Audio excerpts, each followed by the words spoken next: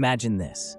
Within each of us, there's an inner sage, a timeless source of knowledge, far beyond what our conscious minds grasp. It's that part of you that instinctively knows what feels right or wrong, even if you can't always explain why. Yet, in our busy, noisy world, it's easy to forget this wisdom exists.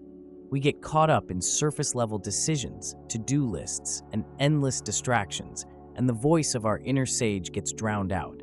But what if, with a few powerful practices, you could awaken this wisdom, draw from it every day, and make decisions that feel deeply right?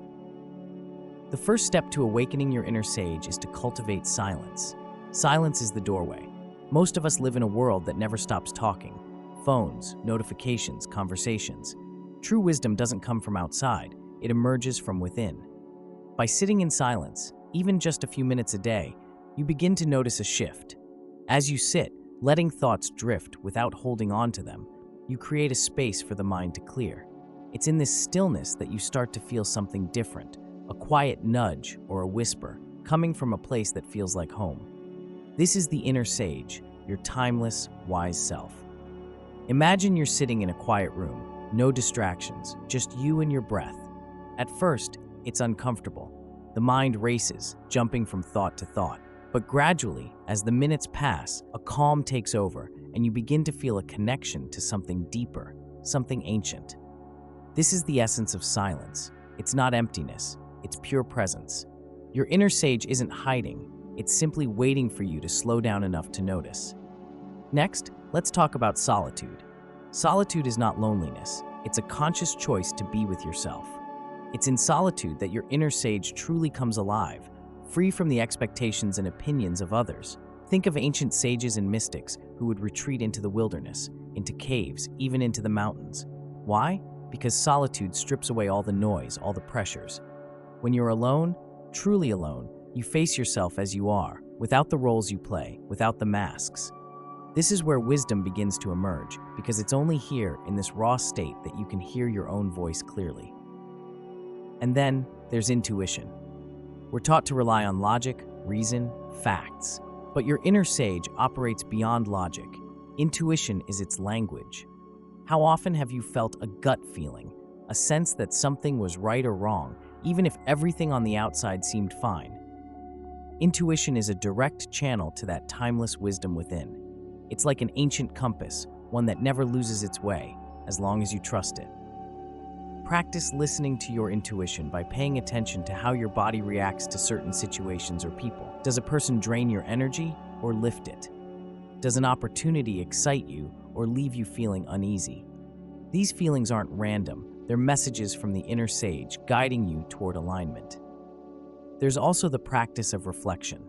Your inner sage grows stronger when you give yourself time to look back and learn. At the end of each day, take a few moments to reflect, not just on what happened, but on how you felt, what choices you made, and why. Reflection is like polishing a mirror. It clears away the dust and lets you see yourself more clearly.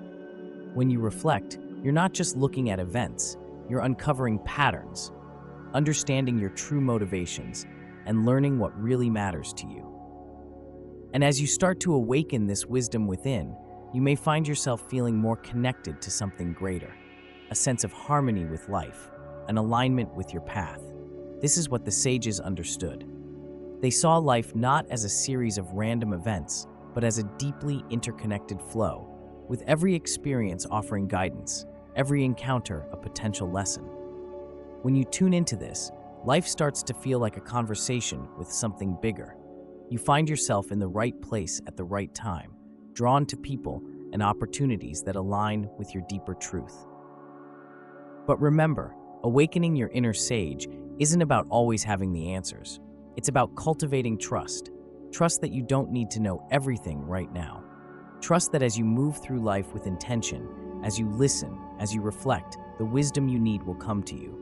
You start to see challenges not as obstacles, but as messages, signs pointing you toward growth, clarity, and self-awareness.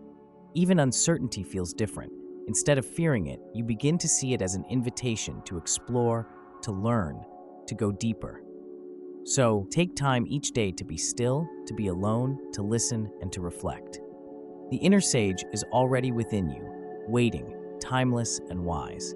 All it needs is the space to be heard. And once you hear it, you'll realize that you have always known more than you thought, that the answers you seek have been waiting inside you all along. Your inner sage isn't something you have to search for. It's something you uncover. By cultivating silence, trusting your intuition, embracing solitude, and reflecting daily, you bring forth this ancient wisdom, guiding you, comforting you, helping you see your path clearly. Start listening and let your inner sage show you the way.